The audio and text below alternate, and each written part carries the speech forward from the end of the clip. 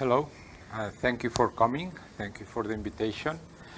I'm Xavier, Vendrell, Professor of Architecture and Acting Director of the Rural Studio.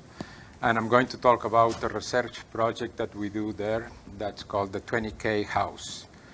Probably, I don't know if you know what's the Rural Studio. The Rural Studio is part of the architectural program. And the big difference between the Rural Studio and any other architectural program in the world, probably, is that the students go there and not only draw and make models, which is normally the students do, they build the buildings. So these two buildings that you see at your, well, the buildings that are there, are designed and built by a group of 4 students, fifth-year students. That's the students when I arrive at the beginning of the semester.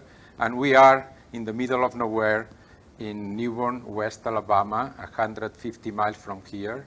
That's downtown Newbern. That kind of red building is the Red Barn. That's the School of Architecture where we teach. Nearby there is the post office, a convenience store, and in front of there you can see a little bit, there is the town hall and the fire station, which is two projects that the Rural Studio built. Sorry, that repeated. The students happy before the semester. So why the 20K project? What does it mean? Well, in the United States there is 14% of people that live under poverty, 80% in Alabama, almost 28% in Hale County, where we are.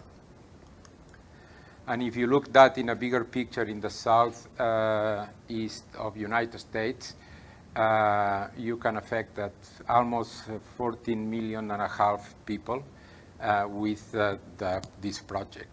There is a lot of people in need for housing, and the house that we are designing can be implemented not only in Hale County where we are, but for cultural reasons, for geographical reasons, for climate reasons, can be implemented more or less in this area of the southeast of the United States.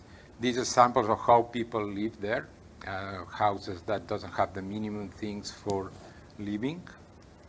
That's interior of some of these houses. So it's obviously that there is a need for a decent housing. Why we call this project the 20K? Obviously, we understand that there is a need for housing, but that research project started in 2005. The studio was aware there was a federal program run by the Department of Agriculture, the USDA, to provide a mortgage for low-income people in rural areas to get access to housing. So we realized that not too much people apply for this program. So the first question is why people don't apply for this program. The first reason we look at two things. We look at what product was available, and at that time, that's already 12 years ago, that seemed like the Olympic Games with this chronometer here. You need to rush. Why the people don't apply for these programs? Well, one, we study what was available, and at that time was available a house of 3 bedrooms that cost probably around $60,000 or $70,000. That's one part of the thing. The other thing, we look at who need this housing. So we realized, looking at the demographics, that the people that live, a lot of the people live under the level of poverty is single people or couples or the age of 50s to whatever. So that's the people that really need. Probably these people cannot afford a house that costs $60,000 or $70,000, but in the other hand, they don't need a house with 3 bedrooms when with 1 bedroom will be enough. So that's how we start. So why the 20,000?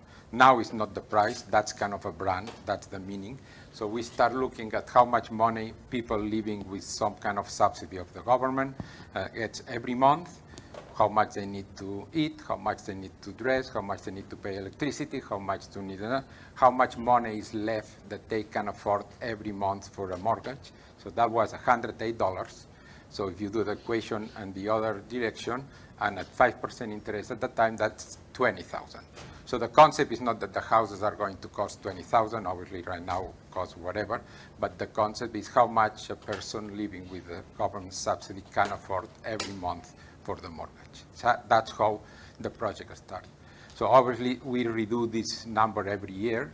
Right now, the interest rates are 3.75 or something like that. People get more money and so on.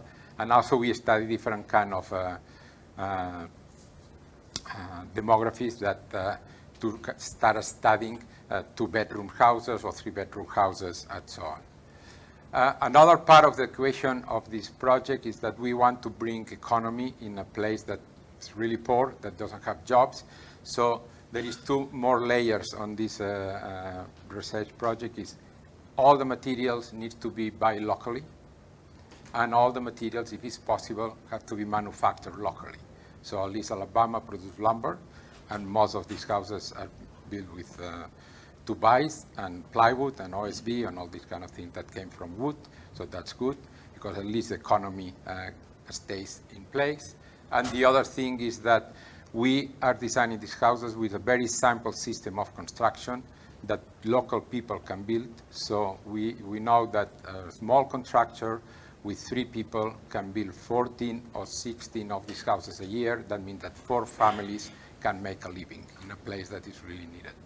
So that's kind of the framework of how the project starts. So now I will go kind of quickly to see that we have designed 21 of them. This year we start designing the 22. So obviously the first one is, can we build a house for $20,000? That means more or less 10, 12 of materials, 8 to 10 of labor. Obviously, it's not only about cheap materials, it's also about doing something that is going to last and is efficient, but also the system of construction is important, because you can buy something really cheap, but maybe it's very complex to put it. So that's how the project started. We started the project, that was the first one, and then every year we give an agenda to the students based off what we learned in the previous one. So that was the first one.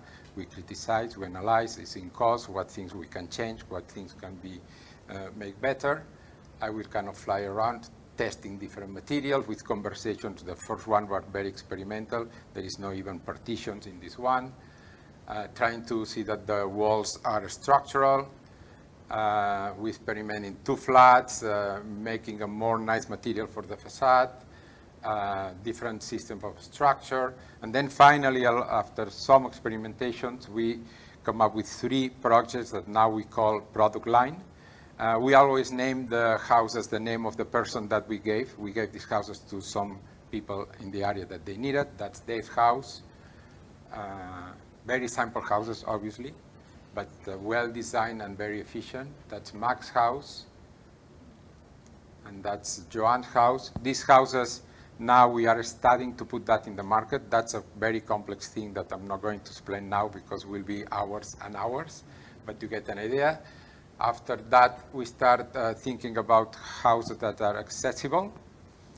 And then after that, we start thinking with houses that has 2 bedrooms. So we start trying how you organize a house that has 2 bedrooms, that has different demographics that can live, because obviously the traditional family doesn't exist anymore. In these rural areas, there is 3 generations maybe living together, a grandma, a mom, a single mom with a kid, and so on.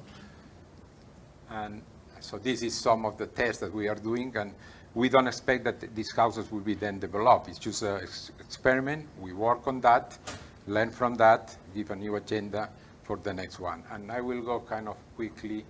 That's one that we built 2 years ago. That was kind of an experiment of bringing more storage space. Obviously, single person or couple doesn't match to my things, but if you have a family with kids, the things are getting much more complex.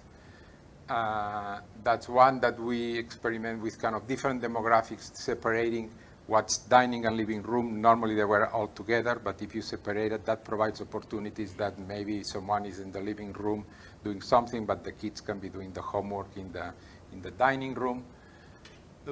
And so in one moment we realized that when we transformed the houses in 2 bedrooms, they became so big. So we went from 500 square feet to almost 1,000 square feet. So we started analyzing why that happened. So this year, what we did is the research. We visit most of the houses. Now we have a body of things that are built.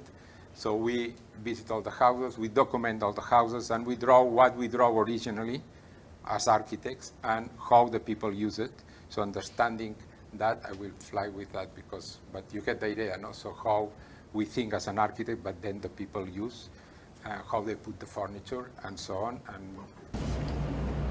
And after a lot of, we set a set of rules for the houses that we doing this year. And this is the last house we just finished last weekend. We did the opening for the house. It's a 2-bedroom house that's kind of efficient, and that we think that we are getting where we want to go to develop that as a product line. Thank you.